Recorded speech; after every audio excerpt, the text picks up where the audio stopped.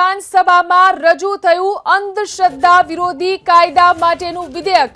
ગૃહ રાજ્યમંત્રીએ રજૂ કર્યું અંધશ્રદ્ધા વિરોધી કાયદા માટેનું વિધેયક। અંધશ્રદ્ધા વિરોધી સૂચિત કાયદાની જોગવાઈઓ સાથેનું વિધેયક રજૂ કરવામાં આવ્યું। બિલ પસાર થતા ચમત્કારો અને તેના પ્રસાર ઉપર ગુનો ગણાશે। ભૂત કે ડાકણ ભગાડવાના નામે શારીરિક પીડા આપવી તે પણ ગુનો ગણાશે। અનિષ્ટ શક્તિના દાવા સાથે પ્રચાર કરવો તે પણ હવે ગુનો ગણાશે। હોસ્પિટલના બદલે દોરા ધાગા અને મંત્રો કરવા પણ હવે ગુનો ગણાશે। ભૂત કે ડાકણ મંત્રો બોલાવી અન્યને ભયમાં મૂકવા તે બાબત પણ હવે ગુનો ગણાશે। ભૂત ડાકણના નામે અન્યોને શારીરિક ઈજા પહોંચાડવી તે પણ ગુનો ગણાશે। अलौकिक शक्तिथी मातृत्व आपवाना बहाने जातीय संबंध बांधवो ते पण गुनो गणाशे।